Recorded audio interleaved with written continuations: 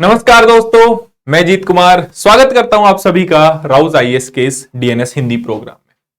आज हम 30 नवंबर 2023 के जितने भी महत्वपूर्ण आर्टिकल हैं, चाहे आपके वो द हिंदू में हो चाहे इंडियन एक्सप्रेस में हो, इनको डिटेल से डिस्कस करेंगे। चाहे वो आपके आने वाली जो प्रारंभिक परीक्षा के लिहाज से महत्वपूर्ण हो और चाहे वो आपके मुख्य परीक्षा के लिहाज से महत्वपूर्ण हो। तो चलिए देखते हैं कौन से 3 आर्टिकल हमें डिस्कस करने हैं और या तो ये प्रारंभिक परीक्षा के लिए डिस्कस करने हैं या मुख्य परीक्षा के लिए डिस्कस करने हैं। तो बेसिकली आज हम 3 आर्टिकल कौन कौन से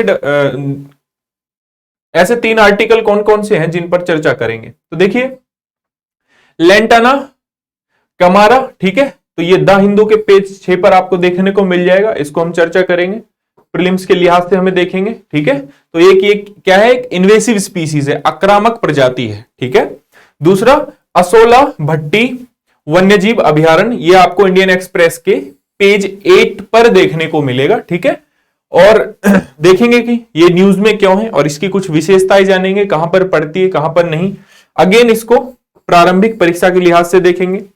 रेड होल खनन या फिर red hole mining, again news में आ गई है, क्यों इन न्यूज में आ गई इसकी भी हम चर्चा करेंगे। आपको द हिंदू के पेज नंबर 10 पर ये देखने को मिलेगा और इसे हम मुख्य परीक्षा या फिर मेंस के हिसाब से डिस्कस करेंगे।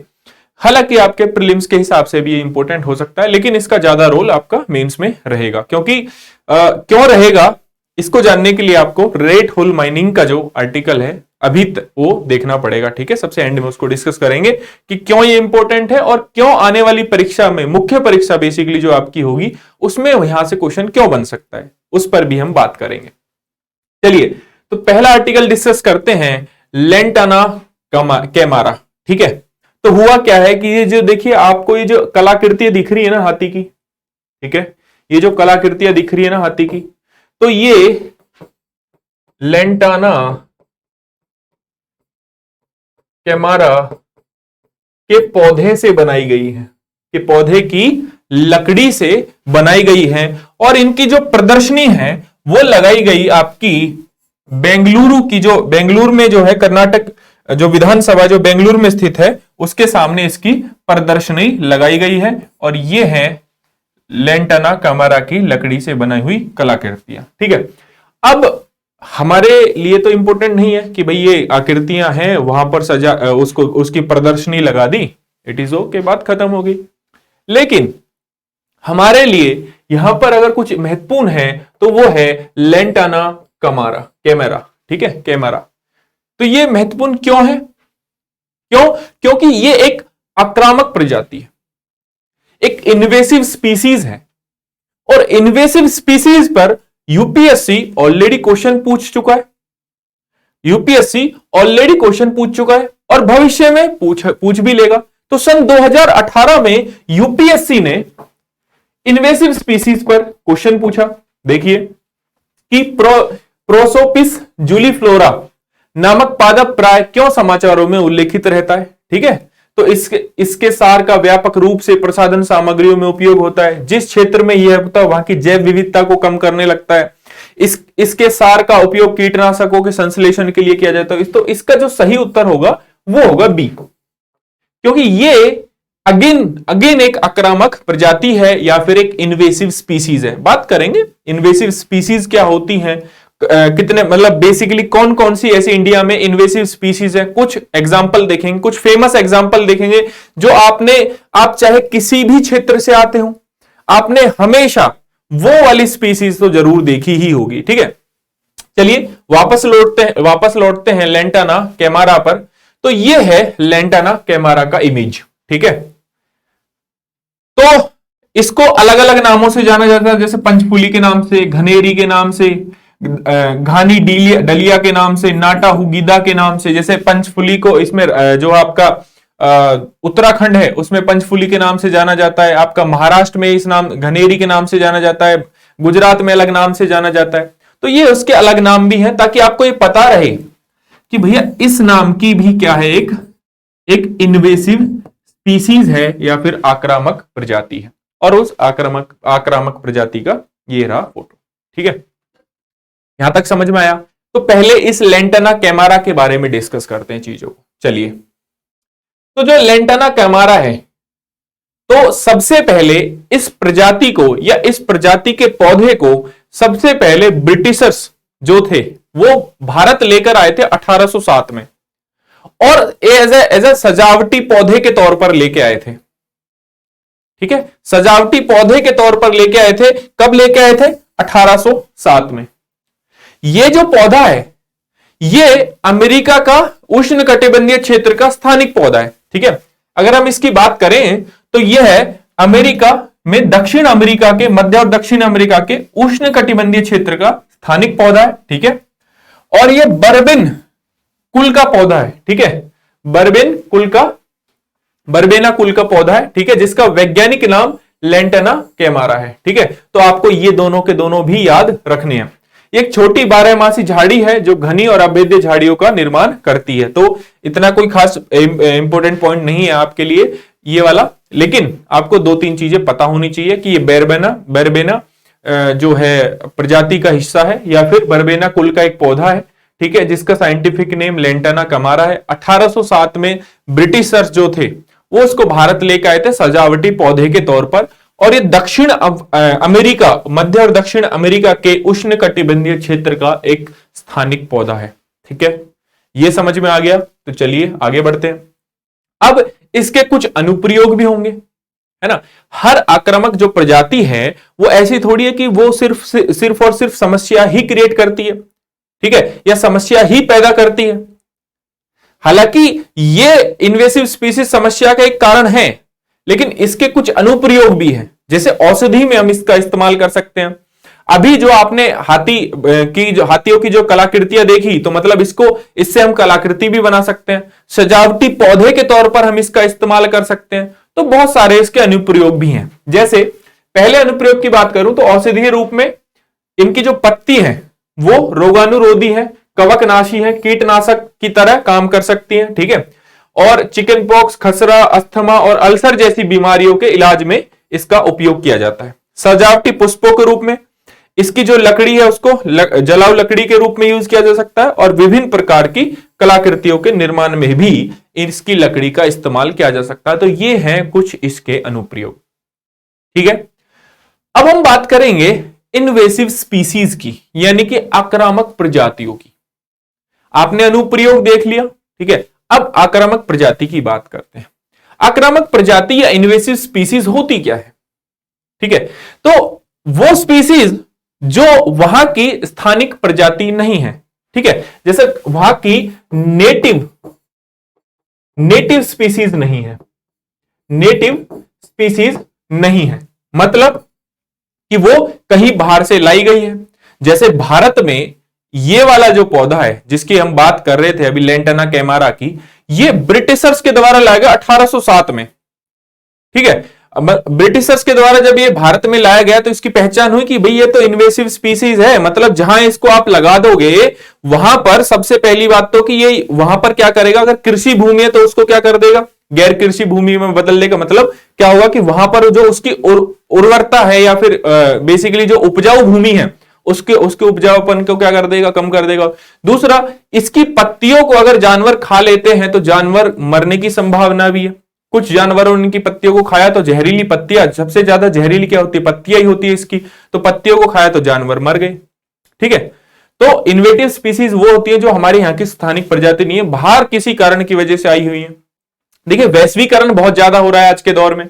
वैश्वीकरण के माध्यम से कब एक प्रजाति एक जगह से दूसरी जगह चली जाए, कोई उसमें बड़ी बात नहीं है। ठीक है, तो जो हमारे यहाँ की, जैसे भारत की कोई नेटिव स्पीसीज नहीं है तो हमारे यहाँ ये वो क्या हो जाएगी, एक आक्रामक प्रजाति हो जाएगी। अगर वो हमारे यहाँ की स्थानिक प्रजाति को धीरे धीरे क्या कर रही है, मतलब खत्म कर रही है। ठीक है, तो आपने देखो गांव में अगर आप हो तो गांव में देखा होगा कि जो कीकर का पेड़ होता है उस पे आपने जो पीले पीले कलर की जो बेल है वो अगर आप देखे होगे तो उसमें क्या होता है कि वो पौधों को सुखा देती है। जैसे गांव में जो लोग खेती बाड़ी जिनके पास हैं, जो भी ये वीडियो देख रहे हैं, तो अगर वो ग्रामीण पृष्ठभूमि से हैं तो आपने कीकर का पेड़ जरूर देखा होगा। उस पेड़ पर क्या होता है कि आप कभी खेतों में अगर घूमने जाओगे तो उस पर पीले कलर की बेल सी चढ़ी रहती है। तो वो एक क्या है, बेसिकली आक्रामक प्रजाति ही तो है, इन्वेसिव स्पीसीज है। वो क्या करती है कि पूरे पेड़ को सुखा देती है। ठीक है, तो इसलिए बोला जाता है कि भाई इसको इस पर ही रहने दो, इसको कहीं और ना ले जाओ, वरना ये और पौधों को भी खराब कर देगी। और आक्रामक प्रजाति भारत की जो कृषि है, यह भारत के किसानों के लिए एक बड़ी समस्या तो बनी हुई है। तो कुछ उदाहरण देख लेते हैं आक्रामक प्रजातियों के। देखिए, ये जो मेंढक है ये पाया जाता है अंडमान निकोबार में, ठीक है, और इसका नाम है भारतीय बुलफ्रॉग, इंडियन बुलफ्रॉग कहते हैं। तो ये एक इन्वेसिव स्पीसीज है, ठीक है, क्या है, आक्रामक प्रजाति, नाम याद रखना आप, ठीक है। पपाया मीलबग कहां पर, असम में मिलता है। इसके अलावा ये सबसे कॉमन इन्वेसिव स्पीसीज है जिसको आपने देखा होगा, सबसे कॉमन है ये, ठीक है, सबसे कॉमन है, आमतौर पर कहीं भी देखने को मिल जाती है। किसी भी मान लीजिए आपने ट्रेन में ट्रेवल किया है, तो जहां पर जैसे कोई तालाब होता है तो वहां पर आपको देखने को मिल जाएगी। गांव में आप घूमने गए किसी तालाब में, झील में, नाले में आपको देखने को मिल जाएगी। तो ये क्या है, एक आपकी क्या है, इन्वेसिव स्पीसीज है। और इसको क्या कहते हैं, इसको कहते हैं जल कुंभी, ठीक है, क्या कहते हैं, जल कुंभी, है ना, वाटर हाइकनिथ। तो ये सबसे ज्यादा कॉमन इन्वेसिव स्पीसीज है भारत में। और IUCN के हिसाब से ब्लैक रैट जो है वो सबसे ज्यादा खतरनाक इन्वेसिव स्पीसीज है, ठीक है, तो ये भी आपको याद रखना है। चलिए, इसी के बिहाफ पर आपको एक अभ्यास प्रश्न दिए देते हैं, ठीक है। लेंटाना कैमारा, तो भविष्य में इससे क्वेश्चन पूछने की संभावना है, ठीक है, तो आपको ये याद रखना है। तो लेंटाना कैमारा से संबंधित एक प्रश्न मैं आपको दे देता हूं, अभ्यास प्रश्न। और हमेशा की तरह सबसे पहले क्या देखना है कि पहले तो क्या पूछा है, फिर सत्य पूछा है, क्या सत्य पूछा है, ये आपको पता होना चाहिए। तो यहां पर सत्य पूछा हुआ है। उपयुक्त कथनों में से कितने कथन सत्य हैं, मतलब 2023 के पैटर्न पर यह अभ्यास प्रश्न आपके लिए बनाया गया है। तो आप इसको पढ़ लीजिए और इसका उत्तर कहां देना, अगेन कमेंट बॉक्स में। तो क्या देखिए, पहला स्टेटमेंट क्या है कि यह एक उष्णकटिबंधीय आक्रामक पुष्पीय पौधा है। अपने ज्वलनशील प्रकृति के कारण यह जंगलों में आग को फैलाने में सहायक होता है, यह भी इसकी एक विशेषता है, ठीक है। तो ये क्या करता है, जंगलों में आग को फैलाने का भी काम करता है। इसके प्रयोग से मूर्तियों का निर्माण संभव है। तो 1 2 3, तो इनमें से केवल एक सही, केवल 2, सभी 3, या उपरोक्त में से कोई नहीं। तो इसका आंसर आपको अगेन कमेंट बॉक्स में देना है, ठीक है। चलिए अगला आर्टिकल डिस्कस करते हैं, जिसको हमें प्रीलिम्स के हिसाब से फिर से डिस्कस करना है। असोला भट्टी वन्यजीव अभयारण्य फिर से न्यूज में आया है। किस वजह से आया है, क्योंकि वहां पर वॉक विद वाइल्ड लाइफ जैसे कैंपेन कुछ चलाए जा रहे थे, जिसकी वजह से हाईकोर्ट ने दिल्ली जो सरकार है उसको फटकार लगाई है। तो इसलिए दोबारा से न्यूज में आ गया, ये संदर्भ है। लेकिन संदर्भ में से भी हमें पता होना चाहिए कि भाई ये असोला, जो आपको असोला है, असोला वाइल्ड लाइफ सेंचुरी है, ठीक है, असोला भट्टी वाइल्ड लाइफ सेंचुरी जो है ये हमें पता होनी चाहिए। इसके बारे में कुछ चीजें हमें पता होनी चाहिए। साथ में यू आर नॉट, जैसे ये वाले जो प्लेसेस हैं, मसाई मारा, ठीक है, तो ये कहां पर है, तो ये अफ्रीका में है, ठीक है, कहां पर है, अफ्रीका के तंजानिया में है। अगेन ये वाइल्ड लाइफ कंजर्वेशन साइट्स है वहां पर, तो इतना इंपॉर्टेंट नहीं है, लेकिन आपको ये पता होना चाहिए कि असोला भट्टी वाइल्ड लाइफ सेंचुरी क्या है, कैसे कहां कहां तक फैली है, किसी का हिस्सा है या नहीं है, क्यों फेमस है, ये सारी की सारी चीजें आपको पता होनी चाहिए। तो चलिए एक एक करके चीजों को डिस्कस करते हैं। अगेन महत्वपूर्ण क्यों है ये आर्टिकल, इसलिए महत्वपूर्ण है क्योंकि प्रीवियस ईयर में national park, wild life sanctuary, ठीक है, राष्ट्रीय पार्क और वन्यजीव अभयारण्य से हमेशा यूपीएससी क्वेश्चन पूछता ही रहता है। 2020 में यूपीएससी ने ये क्वेश्चन ऑलरेडी पूछा हुआ है, ठीक है, एक स्पीसीज देकर और बता दिया है कि भैया आपके कहां कहां पर ये आपको देखने को मिलता है, आप बताइए, ठीक है। तो भविष्य में भी एक ऐसा क्वेश्चन देखने को आपको मिल सकता है असोला भट्टी वाइल्ड लाइफ सेंचुरी से, वन्यजीव अभयारण्य से, ठीक है। तो चलिए असोला भट्टी वन्यजीव अभयारण्य के बारे में कुछ चीजें जानते हैं। देखो, सबसे पहले असोला भट्टी वाइल्ड लाइफ जो सेंचुरी है लगभग 7,000 एकड़ में फैली हुई है, 7,000 एकड़ में फैली हुई है, 32 स्क्वायर किलोमीटर में फैली हुई है, स्क्वायर किलोमीटर में, या फिर 7,000 एकड़ में ये फैली हुई है, ठीक। दूसरा, ये दिल्ली के साथ साथ हरियाणा के गुरुग्राम और फरीदाबाद में भी फैली हुई है, ठीक है। कुछ हिस्सा है इसका दिल्ली, गुरुग्राम और फरीदाबाद में भी है। अरावली की पहाड़ियों पर है, पहाड़ियों में है, ठीक है। फेमस क्यों है? यहां पर एक झील है, नीली झील, ये एकमात्र आकर्षण का केंद्र है यहां पर। दूसरा, एक बटरफ्लाई पार्क भी यहां पर देखने को मिलता है, तो इसलिए भी ये फेमस है, ठीक है। तो चलिए सीखते हैं असोला भट्टी वाइल्ड लाइफ सेंचुरी के बारे में। तो देश की सबसे पुरानी पहाड़ी श्रृंखला, मतलब यानी कि अरावली की बात ये कर रहा है, ठीक है, कि भूआकृति के रूप में फैला हुआ है, ठीक है। यह अभ्यारण्य लोकप्रिय धारणा से बहुत अलग है, क्योंकि यह एक शहरी अभ्यारण्य के रूप में इसे देखा जाता है।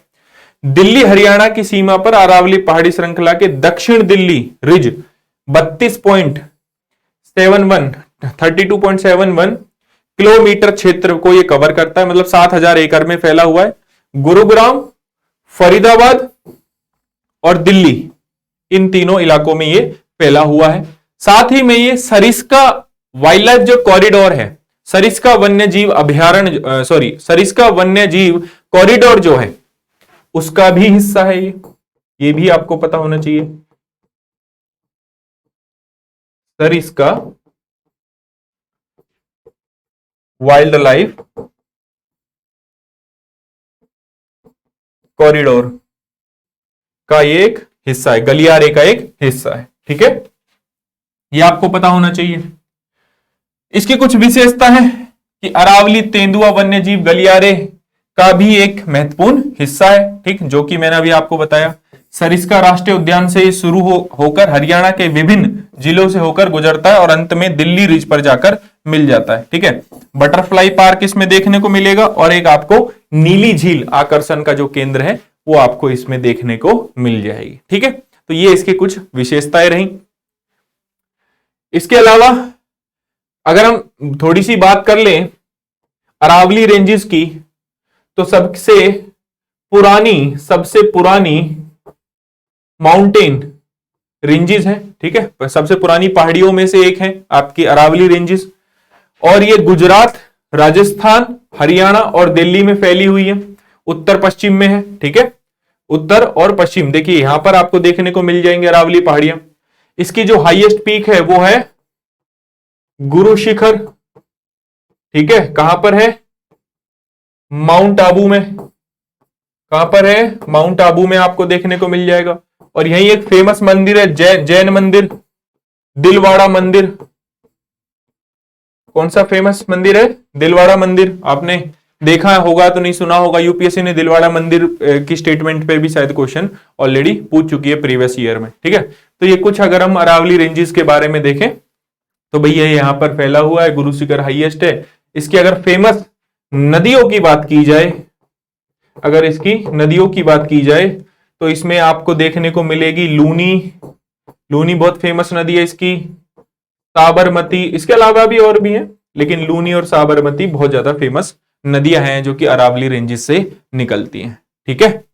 चलिए, और आप जयपुर वगैरह या राजस्थान वगैरह घूमने जाएंगे, जैसे दिल्ली से अगर आप जयपुर जाएंगे, दिल्ली से अगर आप जयपुर घूमने जाएंगे तो अगर दिल्ली जयपुर हाईवे से आप निकलेंगे, नॉर्मल जो हाईवे है, अगर आप उससे निकलेंगे तो आप देखेंगे कि आपके जो राइट साइड में है, मतलब दिल्ली से अगर आप जयपुर जा रहे हो तो राइट साइड में बहुत सारी जो पहाड़ियां हैं, कॉन्टिन्यूअस पहाड़ियां आपको देखने को मिलेंगी जयपुर तक, वो समझ लेना आप कौन सी हैं, अरावली की पहाड़ियां, ठीक है। तो इसी के बेसिस पर एक क्वेश्चन आपको मैं दिए देता हूं, लेकिन इससे पहले एक पॉइंट और ऐड कर देता हूं यहां पर कि इसका 1 किलोमीटर का जो क्षेत्र है, 1 किलोमीटर क्षेत्र को इसको इको सेंसिटिव जोन है ना, इको सेंसिटिव जोन, पर्यावरणीय संवेदनशील क्षेत्र में शामिल किया हुआ है, ठीक है।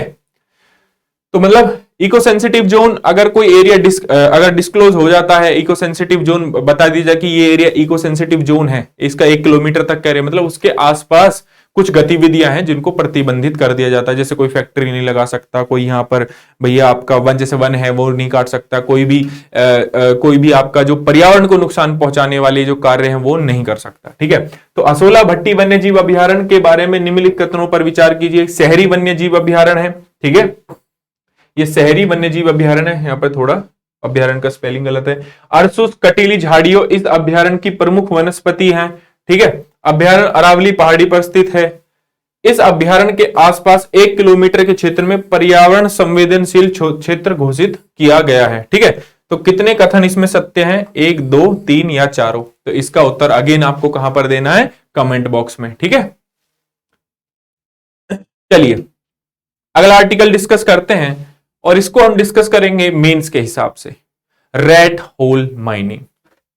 किसके? Rat hole mining.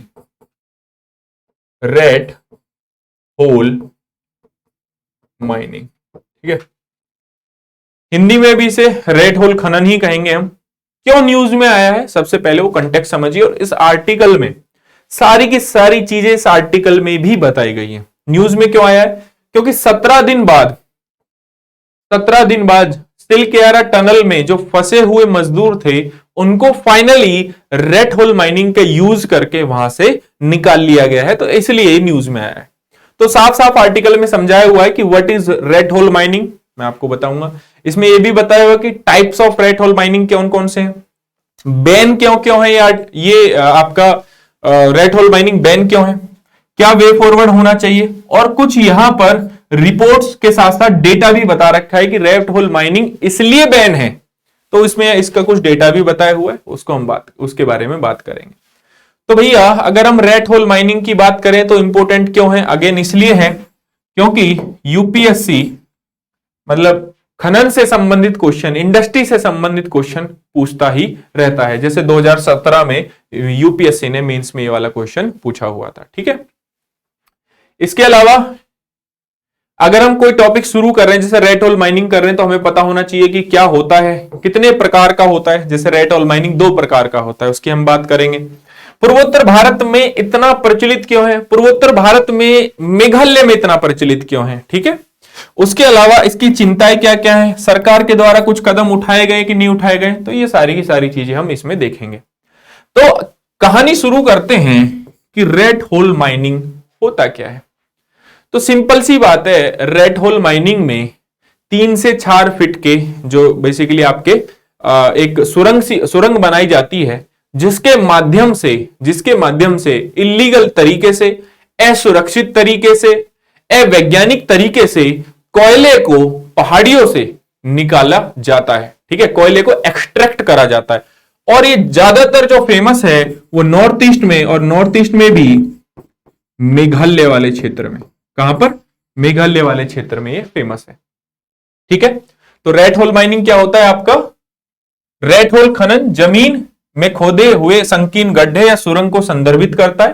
ठीक है, और आमतौर पर यह एक व्यक्ति के उतरने और कोयले निकालने के लिए पर्याप्त बड़ा होता है। ठीक है, छोटी सुरंगों की खुदाई भी इसमें शामिल है, 3-4 फीट गहरी होती हैं, और जिसमें श्रमिक अक्सर बच्चे प्रवेश करते हैं और कोयला निकालते हैं। तो एक समस्या, जब भी आप कोई टॉपिक पढ़ें तो उसमें क्या पॉजिटिव क्या नेगेटिव, इस चीज को पहले से ही माइंड में रख के चले। तो श्रमिक अक्सर बच्चे इसमें अंदर इस रेट होल माइनिंग, इस माइनिंग में जाते हैं, इस खदान में जाते हैं और इस सुरंग में जाते हैं, और वहां से क्या एक्सट्रैक्ट करते हैं? कोयले को एक्सट्रैक्ट करते हैं। तो भैया पहले तो यहां पर चाइल्ड लेबर वाली एक समस्या है कि बच्चों को श्रमिक के रूप में यूज किया जा रहा है, तो ये एक समस्या है। तो I hope rate hole mining आपको समझ में आ गई होगी। इसके बाद हम बात करते हैं कि जो रेट होल माइनिंग है वो कितने प्रकार की होती है। तो बेसिकली रेट होल माइनिंग 2 प्रकार की होती है। पहली जो रेट होल माइनिंग होती है वो है साइड कटिंग टेक्निक। ठीक है, इसमें क्या होता है कि जो आपकी पहाड़ी होती है, जैसा कि आप इस इमेज में भी देख सकते हैं कि जो आपकी पहाड़ी होती है, उस पहाड़ी में सुरंग बनाई जाती है, और उस सुरंग को तब तक खोदा जाता है, कब तक खोदा जाता है कि जब तक आपको यहां पर कोयला देखने को ना मिल जाए, यहां पर आपको कोयला देखने को ना मिल जाए। और फिर इस सुरंग के माध्यम से जो श्रमिक है, जिसमें अक्सर बच्चे होते हैं, वहां का जो समुदाय है, वो इसमें क्या करते हैं, बच्चों को या जो व्यक्ति इसमें एंटर करता है वो क्या करता है, यहां से कोयले को निकालता है। ठीक है, तो ये होगी आपकी साइड कटिंग टेक्निक। दूसरी जो टेक्निक है बॉक्स कटिंग टेक्निक है। बॉक्स कटिंग टेक्निक में क्या होता है कि भैया ऊर्ध्वाधर रूप से या वर्टिकल रूप से पहले एक जो है गड्ढा बनाया जाता है, जैसे कि आप ये देख सकते हैं जहां से ये सीढ़ी जो है लगी हुई है। फिर उसके और कब तक खोदा जाता है कि जब तक आपको कोयला देखने को ना मिल जाए।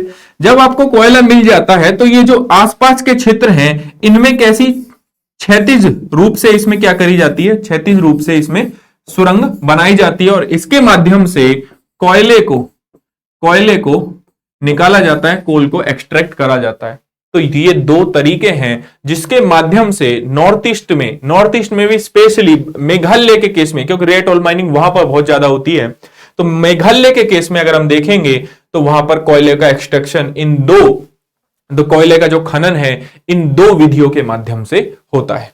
ठीक है, चलिए आगे बात करते हैं कि भैया ऐसा क्या कारण है जिसकी वजह से ये इतनी प्रचलित है। जब यह इतनी मात्रा में कोयला है, जब यह इतने भंडार है कोयले के, तो भैया कोई प्राइवेट इन्वेस्टमेंट के माध्यम से यह बड़ी इंडस्ट्री लगाकर कोयले का यूज क्यों ना कर लिया जाए, क्योंकि कोयले से हमारी electricity, most of the electricity कोयले से बन रही है, तो उसका यूज ही कर लिया जाए, इससे अच्छा तो यही रहेगा, है ना। जब ये सब नहीं हो रहा है वहां पर, तो फिर भी क्यों ये इतनी ज्यादा प्रचलित हो रही है। तो इसके पीछे कारण है, नॉर्थ ईस्ट में इतनी प्रचलित क्यों है। देखो, पहला जो रीजन है, तो यहां पर जो कोयले की परत आपको देखने को मिलती है नॉर्थ ईस्ट में, वो बेहद पतली परत होती है, लगभग आपकी 2 mm के करीब की होती है, और खुली खनन जैसे तरीकों के लिए आर्थिक रूप से ये सही नहीं है और ना इसका कोई सेंस बनता है। ठीक है, दूसरा, उत्तर पूर्व में पाए जाने वाले कोयले बहुत अधिक मात्रा में सल्फर होता है। देखिए, किसी कोयले में अगर अधिक मात्रा में सल्फर होगा तो वो कोयला कोई अच्छा कोयला है नहीं। ठीक है, क्योंकि वो बहुत ज्यादा मात्रा में कार्बन छोड़ेगा, अगेन क्या करेगा, ज्यादा प्रदूषण करेगा। तो एक अच्छी क्वालिटी का, जो अच्छी गुणवत्ता का कोयला, उसको नहीं माना जाता जिसमें ज्यादा सल्फर होता है। ठीक है, इस प्रकार कोयले को खराब गुणवत्ता वाले कोयले की श्रेणी में रखा जाता है और इसे बड़े पैमाने पर निजी निवेश को क्या करता है, ये हतोत्साहित करता है ना। तो कोई भी प्राइवेट इन्वेस्टमेंट क्यों जाएगा वहां पर, अगर वहां पर एक तो कोयला है वो पहले ही पतला है, ठीक है, उसकी परत बहुत पतली है, दूसरा वो सल्फर के मामले में, मतलब उसकी गुणवत्ता के मामले में, और हाई सल्फर कंटेंट अगर उसमें है, तो कोई भी प्राइवेट सेक्टर यहां पर इंडस्ट्री क्यों लगाएगा। तो इस वजह से red hole mining north east में ज्यादा प्रचलित है। इसके अलावा रेड होल माइनिंग और क्यों प्रचलित है, क्योंकि आप देखोगे तो भारत की जो छठी अनुसूची है उसमें 4 राज्य जो आपके ऐसे हैं जो छठी अनुसूची में शामिल हैं। ठीक है, मेघालय उसमें से एक है, मेघालय, असम है, त्रिपुरा है, मिजोरम है, ये 4 राज्य हैं, तो मेघालय उसमें से एक है, मेघालय उसमें से एक है।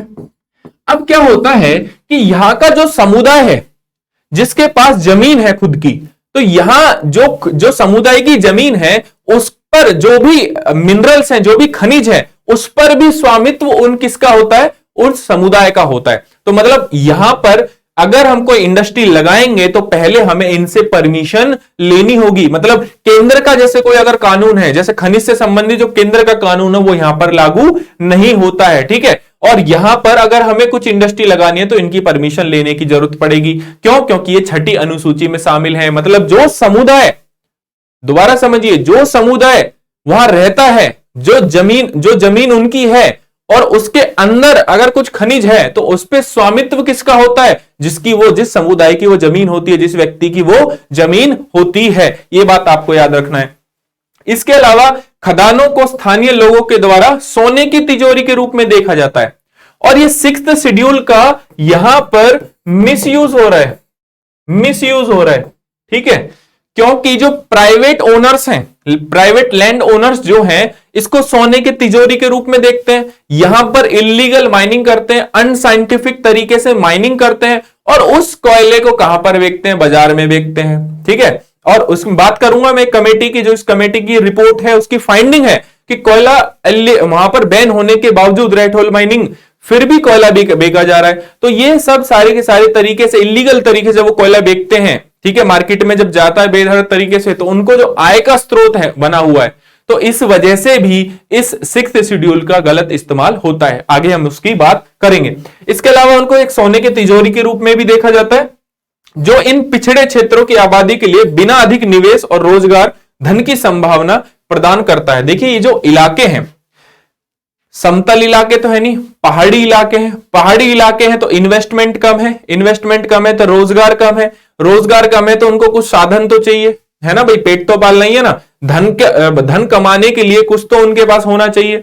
तो उसको एक सोने की तिजोरी के रूप में देखते हैं कि भैया इतना निवेश नहीं है, इतना रोजगार नहीं है, तो हम कोयला एक्सट्रैक्ट करेंगे इन हिल से और बेचेंगे तो हमारे पास बहुत सारा पैसा आ जाएगा। तो इसलिए नॉर्थ ईस्ट में बहुत ज्यादा प्रचलन में है, ठीक है, रेड होल माइनिंग।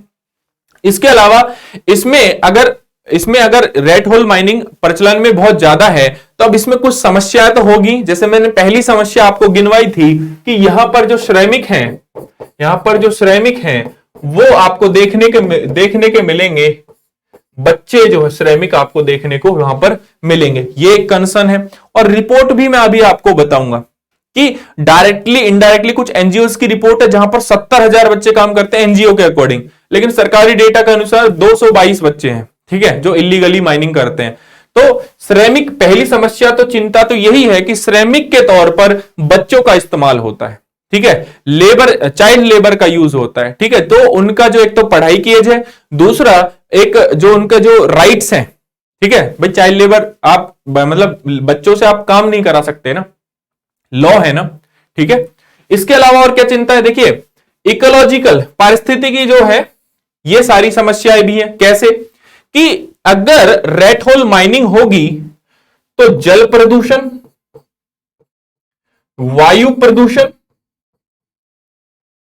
ठीक है,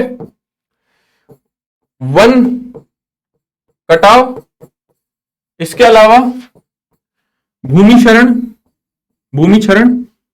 ठीक है। तो ये सारी की सारी चीजें इत्यादि वहां पर हमें देखने को मिलेगा। कैसे देखने को मिलेगा, चलिए इसकी हम बात करते हैं। अगर हम बात करें वायु प्रदूषण की, देखिए कोयला निकल रहा है, सल्फर की मात्रा ज्यादा है। अब कोयले को किसी वाहन से ढोया जाएगा तो अनेक वहां पर प्रदूषण का एक कारण बन जाएगा। जैसे वाहन से ढोया गया है, ठीक है, कच्चे रास्ते हैं, ठीक है। तो ये सारी की सारी चीजें क्या करती हैं, वायु प्रदूषण में योगदान देती हैं। अगर हम दूसरी बात करें कि और क्या चिंताएं हो सकती हैं, जल प्रदूषण में बहुत सारी चिंताएं हो सकती हैं। कैसे हो सकती हैं कि भाई आपके जैसे अगर हम बात करें कि जहां पर सबसे ज्यादा रेड होल माइनिंग होती है वहां से एक रिवर निकलती है लूखा नाम की लूखा नदी, ठीक है। अब इस नदी को एज अ केस स्टडी भी आप अपने एग्जाम में इसको यूज कर सकते हो। इस नदी को रेड होल माइनिंग की वजह से इतना प्रदूषित कर दिया गया कि इसके लिए डिटॉक्सिंग पायलट प्रोजेक्ट हमें शुरू करना पड़ गया था। और ये अब की बात 2021 की बात है। अब ये डिटॉक्सिकेशन कैसे होता है, इसमें फाइटो रेमिडिएशन टेक्नोलॉजी, मतलब हिंदी में भी उसे फाइटो रेमिडिएशन विधि या मेथड, फाइटो रेमिडिएशन मेथड का या विधि का इस्तेमाल करके वहां पर शैवाल को नदी में डाला गया और जितने भी टॉक्सिक एलिमेंट हैं उनको वो क्या कर लेता है, सोख लेता है, ठीक है। तो इस प्रकार से डिटॉक्सिंग पायलट प्रोजेक्ट शुरू करा गया कौन सी रिवर पर, लूखा रिवर पर, ठीक है। तो एज अ केस स्टडी आप इस्तेमाल कर सकते हैं कि प्रदूषण में भी लूखा जो नदी है, एक इसके अलावा केपेली नदी है, वहां पर भी बहुत ज्यादा प्रदूषण होता है। क्योंकि कोयला जब आप एक्सट्रैक्ट करते हो, मान लो मॉनसून वाला सीजन है, तो वहां पर क्या होता है कि वो धुल के जो कोयला है उसमें जो सल्फर है या फिर कोयले की जो राख है वो धुल के कहां पे जाएगी, नदियों में ही जाएगी। तो इससे क्या होता है कि नदी क्या होती है, बहुत ज्यादा मात्रा में प्रदूषित हो जाएगी, ठीक है। एक एग्जांपल मैंने आपको ये दे दिया, पारिस्थितिकी की बात हो गई, इसके अलावा जल प्रदूषण की बात हो गई, और जल प्रदूषण पर आप एज एक केस स्टडी का भी इस्तेमाल कर सकते हैं कि भाई हमने जो आपकी लूखा नदी है वहां उसमें डिटॉक्सिंग जो है विष हरण पायलट प्रोजेक्ट शुरू किया। किस विधि का प्रयोग करके, फाइटो रेमिडिएशन विधि का प्रयोग करके। उस विधि में क्या होता है, उस विधि में शैवाल का प्रयोग करके नदी को प्रदूषण मुक्त किया जाता है, ठीक है। तो ये वाला एक पॉइंट हो गया। दूसरा है जान का खतरा। देखिए श्रमिक अगर बच्चे हैं तो पहले तो बच्चों से काम कराना ही गलत है। इसके अलावा जो श्रमिक या बच्चे इसके अंदर जाते हैं और मॉनसून का जो समय होता है मॉनसून के समय ये जो सुरंगें होती हैं इनमें क्या हो जाता है, पानी भर जाता है, पानी भर जाना, या फिर इसको कहेंगे जल प्लावन। अब इसमें जब पानी भर जाएगा, जब इसमें पानी भर जाएगा तो यहां पर जो इसके अंदर फंसे हुए श्रमिक हैं उनकी मृत्यु होगी। तो भैया अगर आप देखेंगे 2018 में रेड होल माइनिंग की वजह से, अगर बहुत ज्यादा अगर आपने न्यूज पढ़ी होगी तो आप देखेंगे कि 15 लोगों की मृत्यु हो गई थी। 2021 में 5 लोगों की मृत्यु हो गई थी। ठीक है, तो रेड होल माइनिंग में स्पेशली कब, मॉनसून के समय। तो क्या होता है मॉनसून के समय, या फिर मॉनसून के समय ये सारे जितनी भी ये मृत्यु हुई हैं ये मॉनसून के समय। इसके अलावा नॉर्थ ईस्ट वाला जो इलाका है उसमें जो पहाड़ियां हैं, अगर उसमें कुछ हलचल हुई, मान लीजिए भूस्खलन आ गया, ठीक है, तब भी उन श्रमिकों की मृत्यु हो जाती है। ठीक है, तो एक चिंता यह भी है कि भैया इसकी वजह से क्या होता है, जान माल का नुकसान भी होता है, जान का खतरा हमेशा बना रहता है। तो ये बेसिक चिंताएं हैं जिसकी वजह से रेड होल माइनिंग को एनजीटी ने, नेशनल ग्रीन ट्रिब्यूनल, राष्ट्रीय हरित प्राधिकरण है ना, राष्ट्रीय हरित प्राधिकरण ने बैन कर दिया। क्यों? क्योंकि अगर आप रिपोर्ट देखेंगे, हालांकि देखिए ये जो वाली जो रिपोर्ट है ये एक एनजीओ की रिपोर्ट है जो बोलता है कि 70,000 बच्चे रेड होल माइनिंग में इलीगली काम करते हैं। फिर ये बात जैसे state department of mining and geology से पूछी गई और नेशनल ह्यूमन राइट कमीशन के दबाव में उन्होंने बताया कि देखो यहां 222 बच्चे ऐसे हैं जो इंप्लॉयड हैं रेड होल माइनिंग में। ठीक है, तो जैसे आंकड़ा एनजीओ का, इसकी बजाय हम कोशिश करेंगे कि भाई state department of mining and geology का जो डेटा है उसका इस्तेमाल किया जाए। ठीक है, तो कहीं ना कहीं आपके जो बच्चे हैं श्रमिक के तौर पर यहां पर इस्तेमाल तो किए जाते हैं। इन सारे कारणों को देखते हुए सन 2014 में राष्ट्रीय हरित प्राधिकरण यानी कि एनजीटी, नेशनल ग्रीन ट्रिब्यूनल ने क्या करा, बैन कर दिया, प्रतिबंध कर दिया किसको, रेड होल खनन को, रेड होल माइनिंग को, और इसको जारी रखा।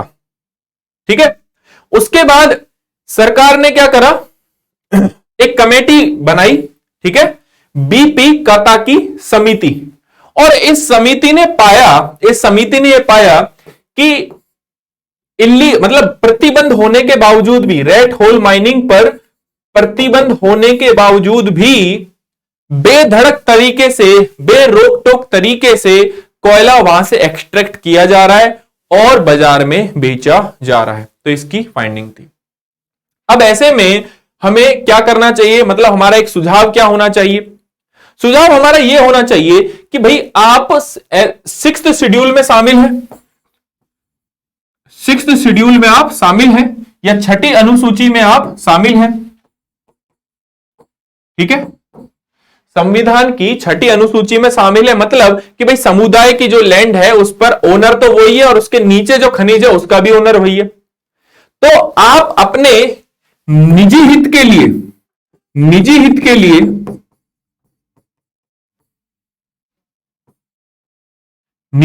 लिए एक तो क्या कर रहे हो, बच्चों को श्रमिक बना रहे हो। ठीक है, बच्चे क्या कर रहे हैं, एज अ लेबर यहां काम कर रहे हैं। दूसरा, अगर आपका निजी हित भी ठीक अगर देखा जाए तो 6th शेड्यूल में अगर आप शामिल हैं, 6ठी अनुसूची में शामिल हैं, तो संविधान की 6ठी अनुसूची का आप गलत इस्तेमाल कर रहे हो। क्यों? क्योंकि भारत का जो संविधान है 6ठी अनुसूची में आपको शामिल करके एक और आपको विशेष प्रावधान उपलब्ध करवाता है, साथ ही में आप उसका गलत इस्तेमाल करके पर्यावरण को नुकसान पहुंचा रहे हैं। तो 6ठी अनुसूची में शामिल होने, संविधान की 6ठी अनुसूची में शामिल होने का अर्थ यह नहीं कि आप भारत का जो पर्यावरण है, ठीक है, या नॉर्थ ईस्ट, उत्तर पूर्व का जो पर्यावरण है, चाहे उसमें वायु हो, चाहे उसमें जल हो, चाहे इसके अलावा बच्चों को वहां पर श्रमिक बना रहा हो, ये चीजों की अनुमति भारत का संविधान आपको नहीं देता है। ठीक है, तो गवर्नमेंट को इस पर दोबारा से विचार करना चाहिए और कोशिश करनी चाहिए कि रेड होल जैसी इलीगल जो माइनिंग है, जो इतनी ज्यादा असुरक्षित है ना, इतनी ज्यादा असुरक्षित है, अवैज्ञानिक है, उस पर कठोर प्रतिबंध लगाने चाहिए। ठीक है, उसकी निगरानी भी कठोर होनी चाहिए। और जो पॉलिटिकल, जैसे राजनीति में राजनीतिक जो प्रतिस्पर्धाएं होती हैं कि जहां पर लीगल उसको रेड होल माइनिंग को कंटिन्यू करने के लिए बोला जाता है, ठीक है, तो वहां पर उनसे जो भी लीडर है उनसे बात करनी चाहिए कि आप ऐसा ना करें। क्यों? क्योंकि इससे कहीं ना कहीं आप देखोगे तो पर्यावरण और श्रमिक, जो बच्चे जो श्रमिक हैं, जो हमारे पास डेटा भी है, गवर्नमेंट का भी डेटा और एनजीओ का भी डेटा है, ठीक है, तो वहां पर ये अगर बच्चों एज ए श्रमिक उनका इस्तेमाल होगा, उपयोग होगा, तो वो बिल्कुल ठीक नहीं है। और ये भी डेटा है कि इसकी वजह से हर साल कभी मृत्यु हो, मतलब लोगों की, जो श्रमिक जो वहां पर काम करते हैं रेड होल माइनिंग में, इलीगल माइनिंग करते हैं, उनकी मृत्यु होती है। तो हमें उस पर कड़े प्रतिबंध लगाने चाहिए, कड़ी उस पर निगरानी रखनी चाहिए। ठीक है, क्योंकि ये कुछ कहीं ना कहीं हमारे जो पर्यावरण है उसको नुकसान पहुंचा रहा है। ठीक है, तो भाई आप एक आर्गुमेंट लिख सकते हैं कि छठी अनुसूची में शामिल होने के बावजूद आपको संविधान ये अधिकार नहीं देता है कि आप पर्यावरण को नुकसान पहुंचाए। ठीक है, और वो भी अवैध तरीके से, जबकि राष्ट्रीय हरित प्राधिकरण ने उस चीज पर प्रतिबंध लगाया गया, रेड होल माइनिंग पर प्रतिबंध लगाया हुआ है। ठीक है, तो दोस्तों राउज आईएएस डीएनएस हिंदी के प्रोग्राम में आज के लिए इतना ही। मिलते हैं नेक्स्ट लेक्चर में। Thank you so much.